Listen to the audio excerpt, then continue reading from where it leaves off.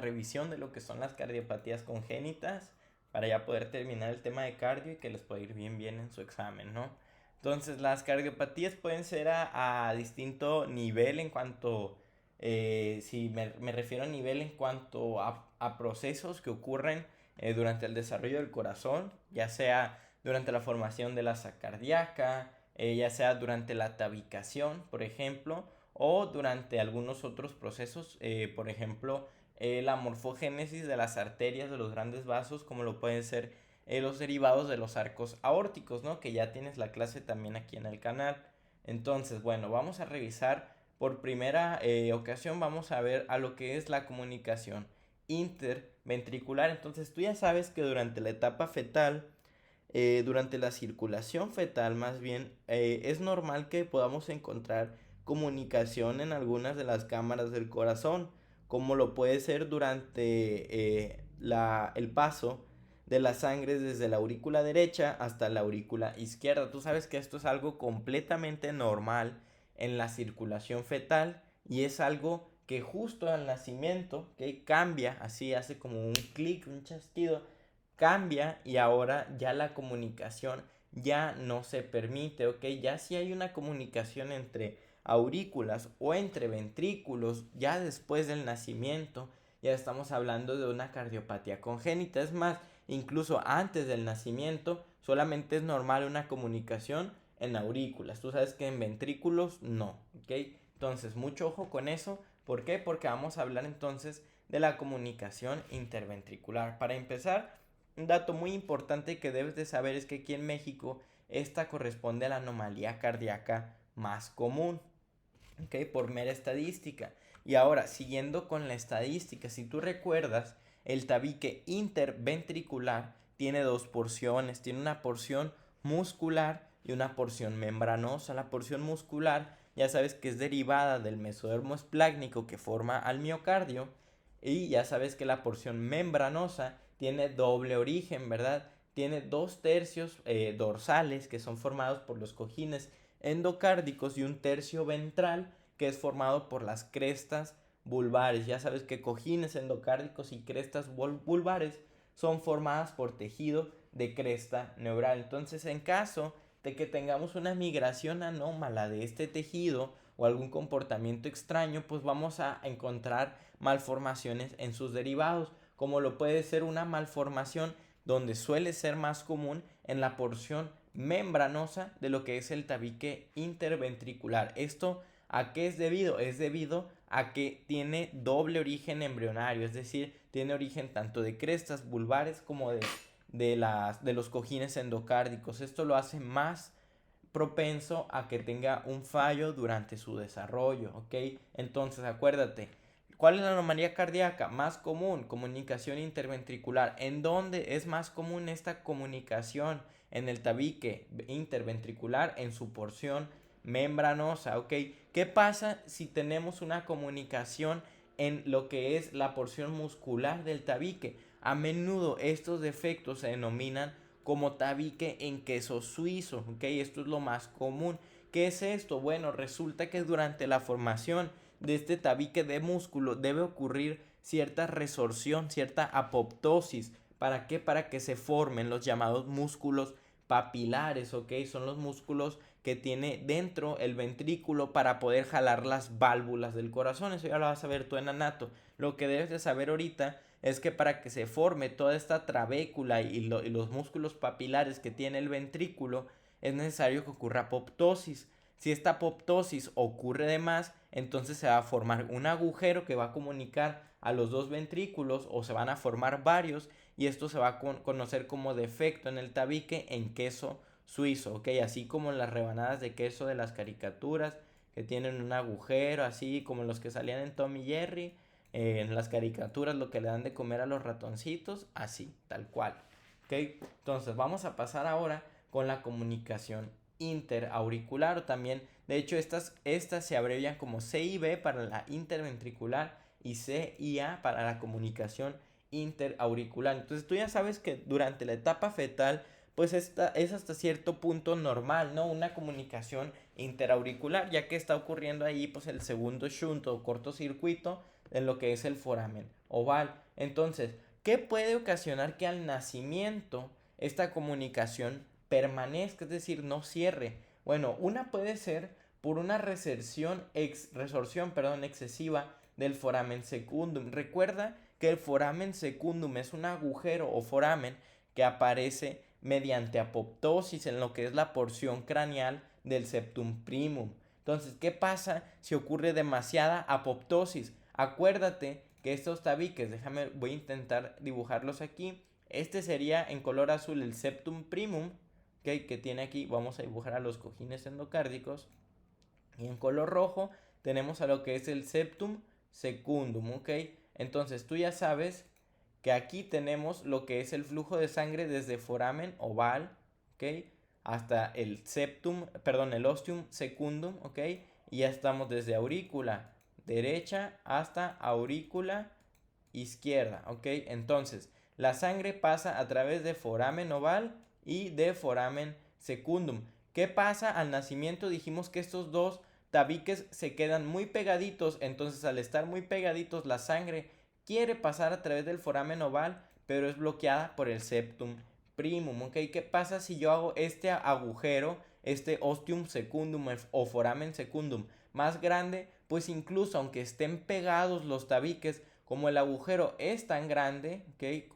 Vamos a ejemplificarlo aquí, como el agujero es tan grande, incluso aunque ya estén pegados los tabiques, la sangre va a poder seguir pasando. Lo mismo pasa si existe una hipoplasia de lo que es el septum secundum.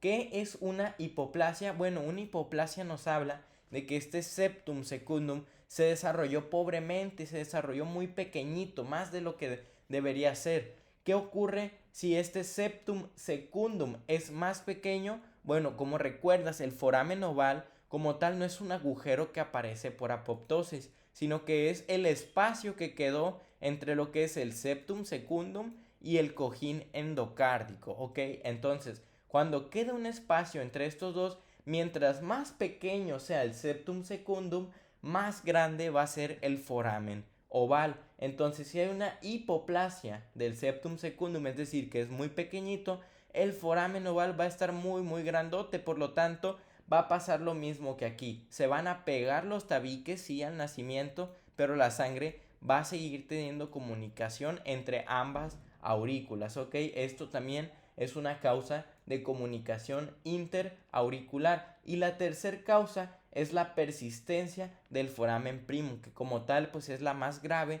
¿Por qué? Porque ahí hay una hipoplasia, además de lo que es el septum primum. Es decir, acuérdate que el foramen primum se forma solamente en el tiempo en el que está creciendo el septum primum hasta los cojines endocárdicos. Una vez que el septum primum ya termina de crecer hasta el cojín endocárdico, ya el foramen primum se cierra. ¿Qué pasa si queda abierto?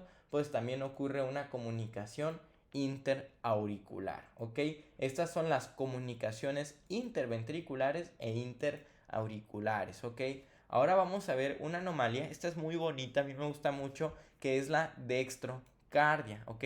¿Qué es la dextrocardia? La dextrocardia es una anomalía donde lo que es el corazón se está orientando hacia la derecha, ¿ok? Puede haber una anomalía donde además del corazón estén los demás órganos invertidos. Sí, esta anomalía se conoce como situs inversus, ¿ok? Cuando solamente es el corazón se llama dextrocardia, ¿ok? Puedes incluso pues tener dextrocardia, pero con todos los demás órganos acomodados en su forma normal, ¿ok? ¿Por qué es causada la dextrocardia? La dextrocardia es causada por una orientación del asa cardíaca hacia la izquierda. Entonces, acuérdate, el asa cardíaca se forma hacia la derecha para que el corazón termine apuntando hacia dónde, hacia la izquierda. Mira, aquí lo voy a poner izquierda y aquí está la D de derecha, ¿ok? Entonces, el asa cardíaca se forma hacia la derecha para terminar orientando el corazón hacia la izquierda. ¿Qué pasa si yo formo el asa cardíaca hacia la izquierda? Pues el corazón va a terminar apuntando hacia la derecha. Esto es la formación de una dextrocardia, ¿ok? Para que le pongas mucho ojo, está bien fácil. ¿Por qué se forma una dextrocardia? Pues porque el asa cardíaca se formó hacia el lado contrario. ¿Hacia qué lado? Hacia el lado izquierdo, ¿ok? Ahora vamos a hablar de anomalías en la tabicación, pero del tronco arterioso. Aquí te pido que pongas mucha atención, son 3, pero son muy preguntables y son muy cabronas estas anomalías, son muy letales, ¿ok? Entonces, vamos a hablar de lo que es el tronco arterioso persistente. Como recordarás, el tronco arterioso es el primordio de lo que es los grandes vasos, es decir, el tronco de la pulmonar y la aorta ascendente.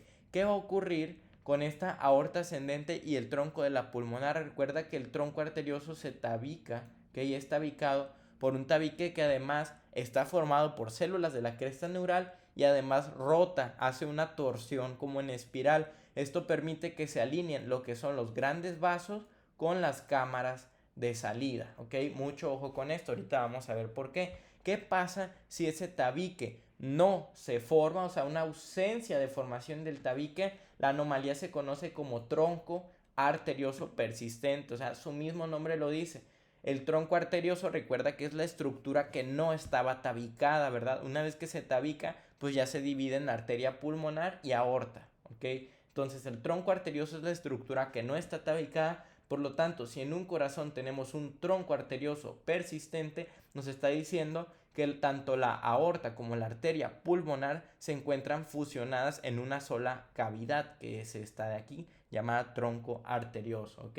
Acuérdate, ¿por qué ocurre? Por una ausencia de formación del tabique troncoconal. Además, algo 100% pregunta de examen es que esta anomalía siempre viene acompañada de una comunicación interventricular. ¿Por qué? Porque recordemos, el tercio superior del tabique interventricular, o sea, lo que es la porción membranosa, está formada tanto por crestas vulvares y cojines endocárdicos. Además, las crestas vulvares, recuerda que son parte de lo que es la tabicación del tronco arterioso o tronco cono, ¿ok? Acuérdate que el tronco cono se dividía en tronco arterioso y cono arterioso o también bulbo arterioso. Entonces, tanto cuando les decimos crestas que están en el tronco arterioso, les llamamos crestas troncales. Cuando les decimos crestas que están en el bulbo o cono arterioso, les llamamos crestas vulvares, ¿ok? Que son las que se van a encontrar ausentes y van a estar dando también una comunicación interventricular, ¿ok? Esta anomalía sí se puede tratar quirúrgicamente, pero de todos modos es una anomalía pues que debe ser tratada rápido, que aunque sea hacer una derivación, porque si esto pues es prácticamente incompatible con la vida, ya que la sangre va a estar siendo mezclada y los tejidos no van a estar recibiendo el aporte necesario de oxígeno. Sí van a recibir oxígeno, pero no el aporte que de verdad necesitan, ¿ok? Tenemos otra anomalía que corresponde a una falta de rotación en el tabique. Entonces aquí sí llegó el tabique, sí se formó, pero no rotó, no se torció en espiral. ¿Qué pasa si no se tuerce en espiral el tabique troncoconal? Pues vamos a encontrar que las grandes arterias tienen sus cámaras de salida invertidas, es decir, la arteria pulmonar que normalmente sale del infundíbulo pulmonar del ventrículo derecho, bueno, la arteria pulmonar va a estar saliendo del vestíbulo aórtico y del ventrículo izquierdo. ¿Qué pasa con la aorta? Que normalmente sale de aquí del ventrículo izquierdo, va a estar saliendo desde el ventrículo derecho, ¿ok? Y esto es por una ausencia en la rotación de este tabique, por eso les decía que era muy importante que se alineara con sus cámaras de salida. Algo muy importante es que para que esta anomalía llegue a ser compatible con la vida es necesario una comunicación que vaya desde el lado izquierdo del corazón hacia el lado derecho, es decir, lo más factible sería una comunicación interventricular para que sangre oxigenada desde el ventrículo izquierdo pase hacia el derecho y ahora sí pueda ser bombeada por la aorta. Si no, se va a estar bombeando solamente sangre desoxigenada al resto del cuerpo y sangre rica en oxígeno de vuelta a los pulmones, ¿ok? Como lo puedes estar observando en esta imagen. También es una anomalía que puede ser tratada quirúrgicamente y pues tiene un pronóstico favorable, ¿ok? Por último, en las anomalías de la tabicación del tronco cono, tenemos a lo que es la tetralogía de Fallot. La tetralogía de Fallot es muy interesante, ¿ok? Porque todo esto es como si fuera una tipo secuencia. Todo empieza por una división asimétrica del tronco cono, es decir, este tabique, además de que debe de girar en espiral y debe de formarse, debe de posicionarse justo a la mitad de lo que es el tronco cono. ¿Qué pasa si esta división no es justo a la mitad, es asimétrica? Bueno, pues uno de los vasos sanguíneos va a tener un mayor calibre, una de estas grandes arterias, mientras que la otra va a tener un calibre mucho menor al normal que debería tener. En el caso de la tetralogía de Fallot, siempre la arteria de mayor calibre es la aorta, por lo tanto se le llama aorta cabalgante, mientras que la aorta que quedó con un menor calibre es la arteria pulmonar. A esto se le conoce como estenosis. Una estenosis es una estrechez, ¿ok?, de la arteria pulmonar. Entonces aquí tenemos los primeros dos componentes, una aorta con un mayor calibre llamada aorta cabalgante y una pulmonar con un calibre disminuido llamada arteria pulmonar estenosada o estenosis de la arteria pulmonar. Entonces tenemos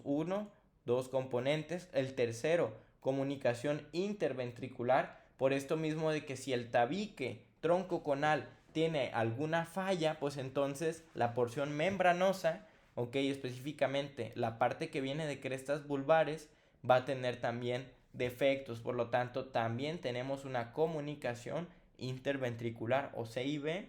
Y además, si el ventrículo derecho va a estar teniendo que bombear sangre a través de una arteria más delgada, o sea que resiste más a lo que es el flujo de la sangre, este ventrículo derecho va a tener que bombear con más fuerza. ¿Qué pasa con este músculo cardíaco? Si tú le pones más carga, si lo haces bombear con más fuerza, pues se va a hipertrofiar. Y es así como podemos encontrar los cuatro componentes de la tetralogía de Fallot: la aorta cabalgante y la estenosis de la pulmonar, resultados de la división asimétrica, la comunicación interventricular por este mismo fallo en el tabique troncoconal, y además la hipertrofia del ventrículo derecho causada por la resistencia que pone la estenosis de la pulmonar, ¿ok?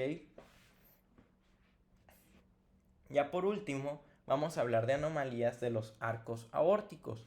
Tenemos aquí a lo que es el conducto arterioso persistente, que como su nombre lo dice, pues el conducto arterioso no se cerró al nacimiento. Recuerda que este cierre del conducto arterioso es llevado a cabo por mecanismos moleculares, es decir, por algunos mediadores metabólicos que están produciéndose durante el nacimiento, como lo puede ser la bradicinina, ¿verdad? Entonces, ¿qué factores pueden causarme una persistencia del conducto arterioso? Pues puede ser un bebé prematuro, un bebé que haya sufrido de hipoxia al nacimiento e incluso viene acompañado en algunos síndromes genéticos, ¿ok?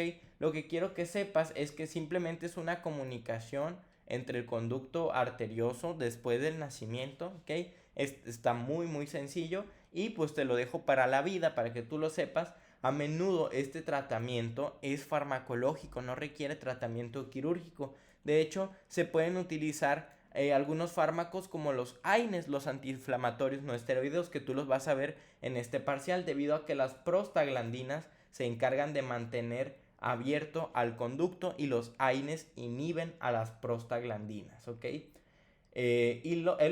La otra anomalía de los arcos aórticos es la coartación de la aorta. En la coartación de la aorta lo que ocurre es un estrechamiento, una estenosis en la aorta por una proliferación de la capa íntima. La capa íntima es la capa más interna, ¿ok?, de un vaso sanguíneo. Entonces, vamos a observar que prolifera la íntima, se vuelve más estrecha la aorta, lo que es el callado de la aorta, y entonces clasificamos a las coartaciones de la aorta, estos estrechamientos, dependiendo de su posición. Si es antes del conducto arterioso, se le llama coartación preductal. Si es después del conducto arterioso, como lo puedes ver aquí, se le llama coartación postductal, ¿ok? Esto simplemente lo que debes de saber es una anomalía ¿de qué? De los arcos aórticos, ¿ok? Y es un estrechamiento de la aorta. Con esto terminamos lo que son las cardiopatías congénitas.